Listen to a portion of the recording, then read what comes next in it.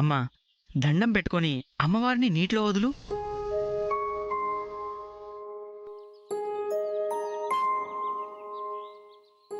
ఏంటమ్మా ఆలోచిస్తున్నావు?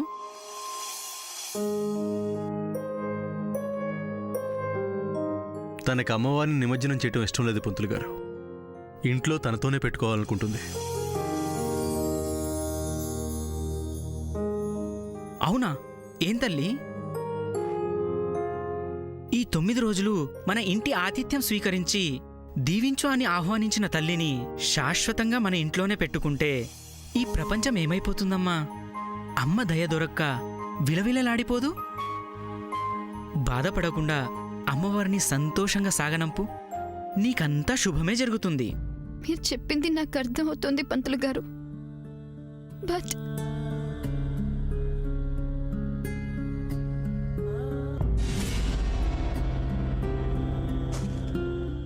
ఓకే, మీరు చెప్పినట్టే చేస్తాను.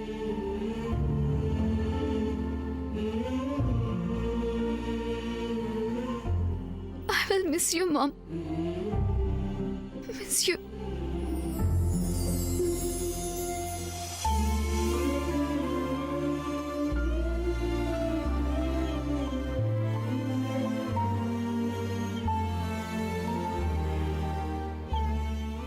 శామ్, కానీ బాధపడకు ఫ్రెండ్. కానీ అమ్మా,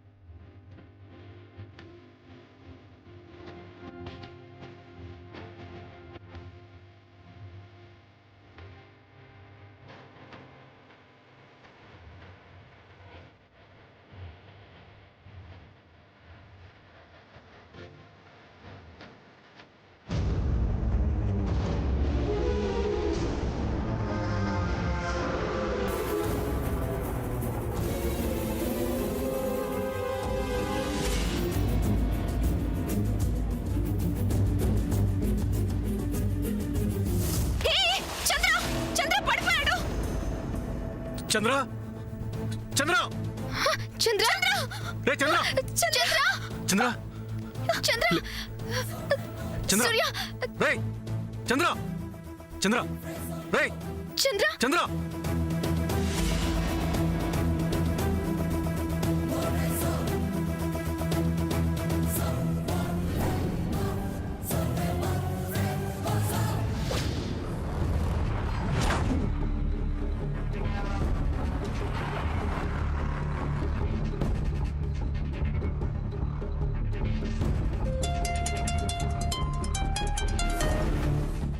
ఏమండి, ఫోన్ రింగ్ అవుతుంది.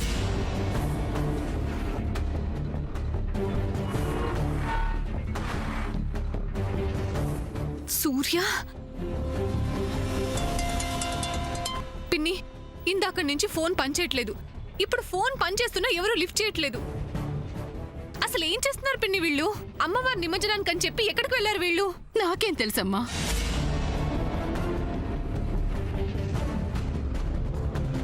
పిన్ని, బాధపడుతున్నావా? ఇంకేం చేయనే, బాధపడ్డం తప్ప నా చుట్టూ ఏం జరుగుతుందో నాకే తెలియడం లేదు పద్మ. ఏ పాపం తెలియని నేను అందరి ముందు దోషినయ్యాను. ఆ పేపరుడు నా పేరు చెప్తాడని కల్లో కూడా నేను ఊహించలేదే. ఎందుకు వాడు నా పేరు చెప్పి నన్ను ఇరికించాడు? వాడికి నేనేం అన్యాయం చేశానని వాడి ముక్కు మొహం కూడా నాకు తెలియదే. బాధపడకు పిన్ని, నీకేం తెలీదని మాకు తెలుసు. మేమెవ్వరం నిన్ను అపార్థం చేసుకోవట్లేదు. నీ పేరు వాడుకొని ఆ సామాన్య వాళ్లే ఇదంతా చేస్తుంటారు. ఇలాంటి చెత్త ఐడియాలన్నీ వచ్చేది వాళ్లకే. నువ్వు ధైర్యంగా ఉండు పిన్ని, నిన్ను ఎవ్వరూ ఏమనరు. ఏంటో నా జీవితం ఇలా అయిపోయింది. వాళ్ళనేదో చేద్దామని నేను ఇలా అయిపోయాను.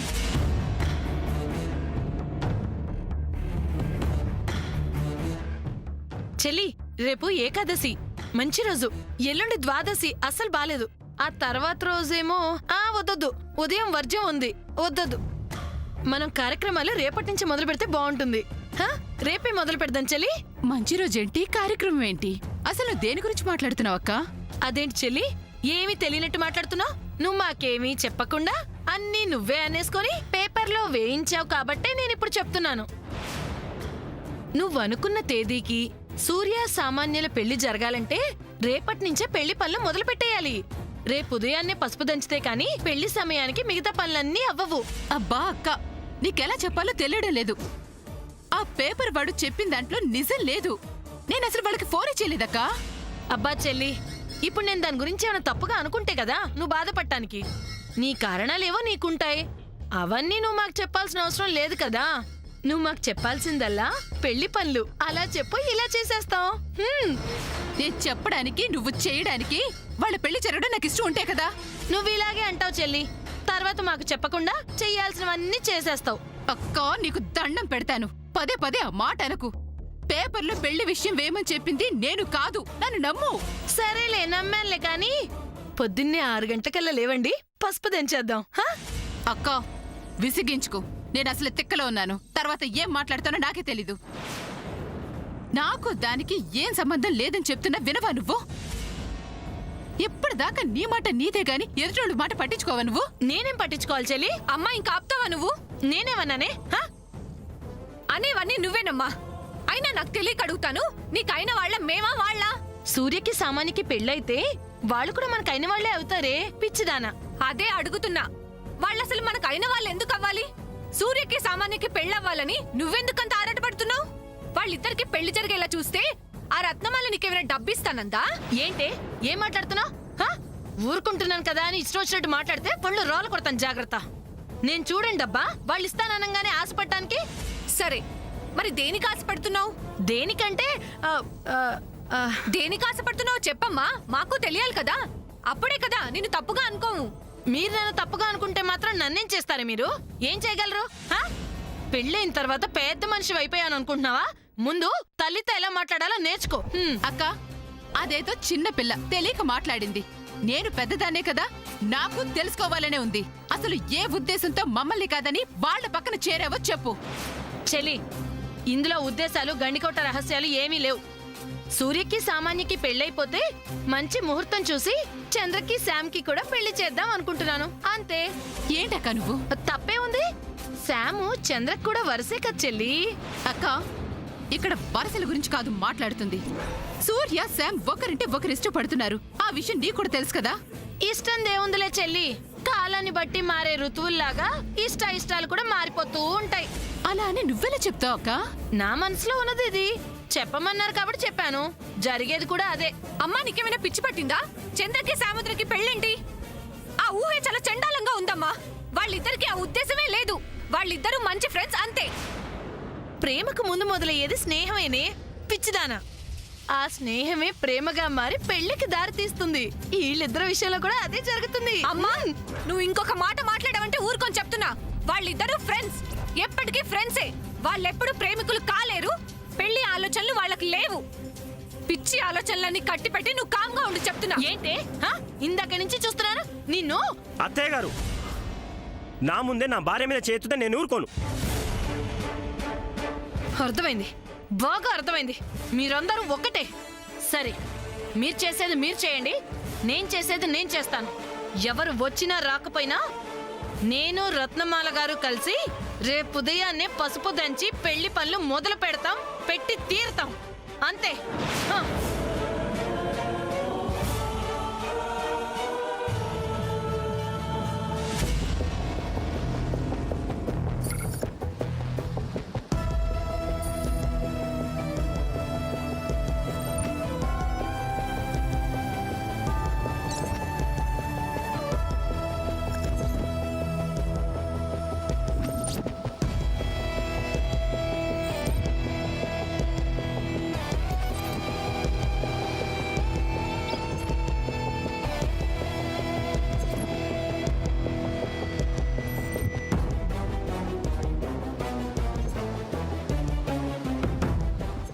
అక్క నాకెవరి సాయమో అక్కర్లేదు.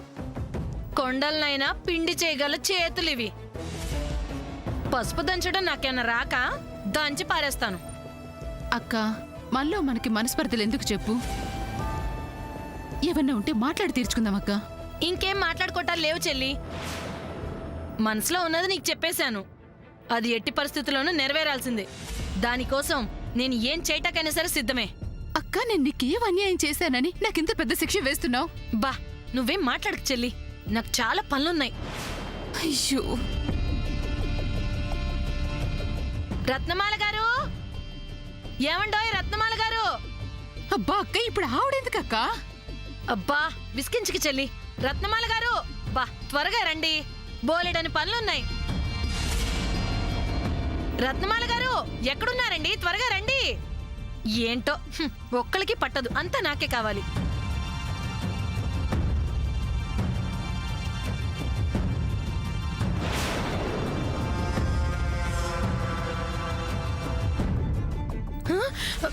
ఏంటండి, ఏంటి ఇప్పుడు లేచారా?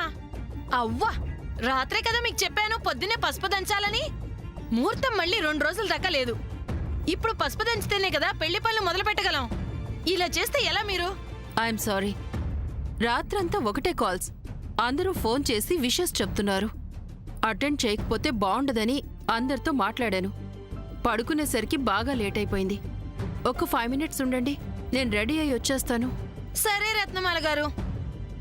ఇంతకీ అమ్మాయినా లేచిందా? బేబీ నైట్ ఇంటికి రాలేదు కదండి. ఇంటికి రాకపోవటం ఏంటి రత్నమాల గారు? ఎక్కడికెళ్ళింది? నిన్న మార్నింగ్ నిమజ్జనానికని వెళ్లారు కదా, అప్పటి నుంచి రాలేదు. ఏంటి, నిన్న వెళ్ళిన వాళ్ళు ఇంకా ఇంటికి రాలేదు? ఏంటి చెల్లి? అక్క నేను ఆ కంగారులోనే ఉన్నాను. నువ్వే అర్థం చేసుకోకుండా ఓ హడావిడి చేసేస్తున్నావు. అమ్మో అమ్మో అమ్మో, ఏమైపోయారు? ఎక్కడికెళ్ళి ఉంటారు? ఎందుకు ఇంటికి రాలేదు? అక్క అదే తెలియడం లేదక్క. ఎవ్వరు ఫోన్లు కూడా పనిచేయడం లేదు. అమ్మో అమ్మో అమ్మో, ఫోన్లు కూడా పనిచేయట్లేదా? ఏమైందో ఏంటో, నా కాళ్ళు చేతులు ఆడటం లేదు, గుండెల్లో దడగా ఉంది, కంగారుగా ఉంది. అయ్యో ఆ పోలీసులకు ఫోన్ చేయండి, రాజీ గారు. వెంటనే చేయండి. అయ్యో అల్లుడు గారు, పద్మ ఎక్కడున్నారే? వీళ్ళు ఇంకా రాలేదా?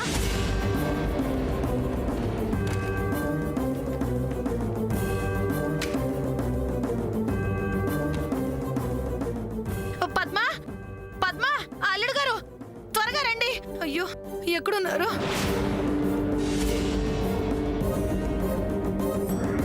అయ్యో ఎక్కడికి వెళ్ళారు?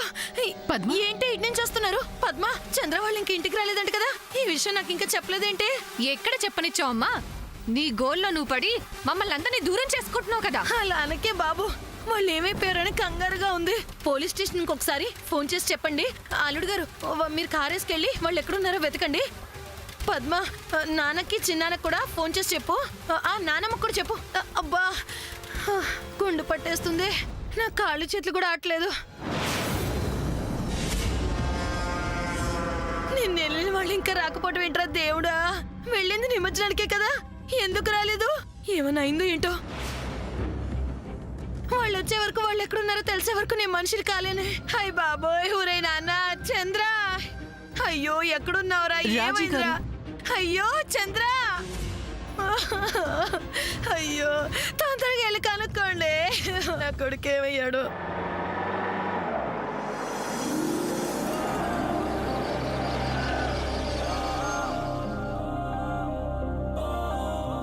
పద్మ, అది మన కార్లానే ఉంది.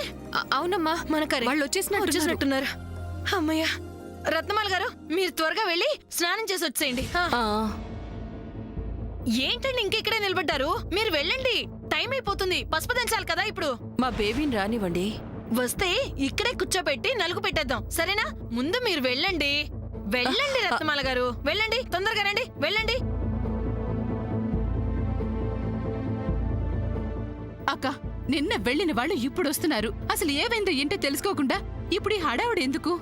ఆయన పసుపు దంచాల్సింది అమ్మాయి తరపు వాళ్ళు, నువ్వు కాదు.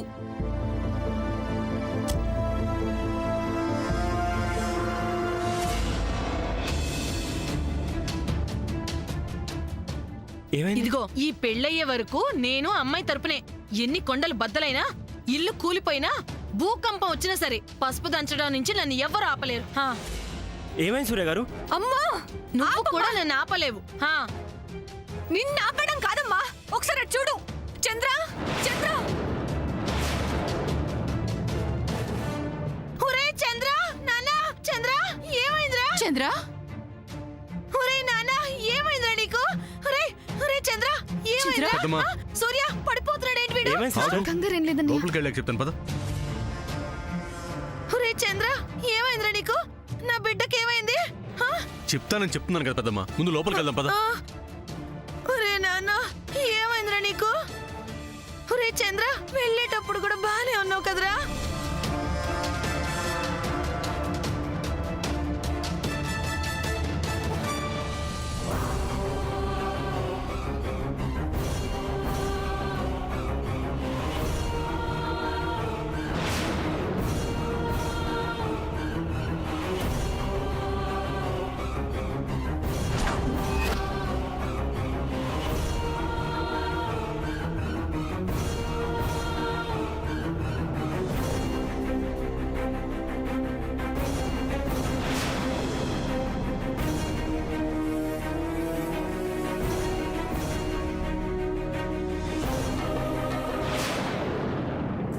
ఒరే నాన్న, ఏమైందిరా నీకు? ఎందుకు ఇలా అయిపోయావు? బంగారం లాంటి కొడుకు అక్కడికి వెళ్ళి ఎలా అయిపోయాడు? ఏమైందయ్యా? ఒరే చంద్ర, ఏమైంది నాన్న? వెళ్ళేటప్పుడు అంత బాగున్నావు, ఇప్పుడే ట్రైల్ అయిపోయొచ్చు.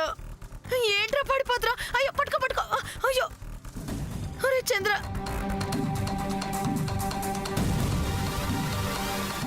ఒరే ఏమైందిరా నీకు? ఏం ట్రైల్ అయిపోయావు? ఊరు వెళ్ళేటప్పుడు బాగానే ఉన్నావు కదరా, ఇప్పుడే ట్రైల్ అయిపోయావు. అందరూ బాగానే ఉన్నారు, నువ్వు ఒకటి ఇలా అయిపోయావు. ఏమైందిరా నాన్న? అమ్మా శాము, నువ్వన్నా చెప్పమ్మా, ఏమైంది నా కొడుక్కి? పెద్దత్త, అది అమ్మవారిని నిమజ్జనం చేస్తున్నామా, అక్కడ సడన్ గా చంద్ర కళ్ళు తిరిగి నీళ్ళల్లో పడిపోయాడు.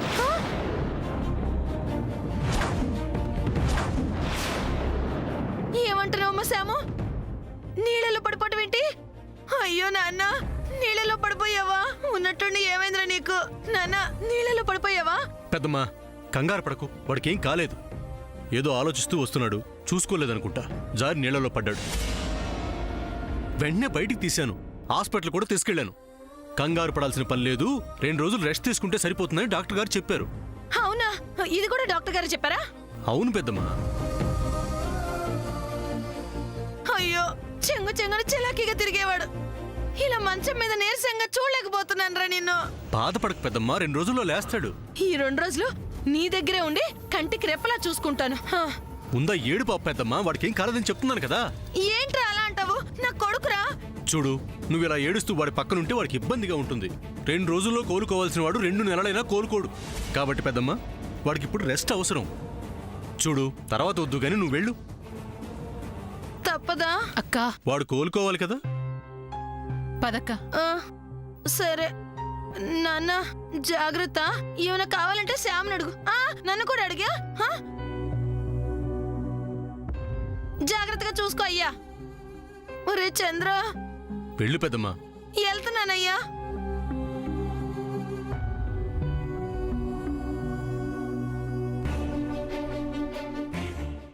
సామాన్య, నువ్వు ఉండు.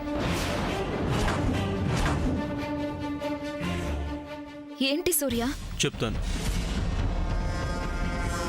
శ్యామ్, నువ్వు బయటికి వెళ్ళు. వెళ్ళు శ్యామ్.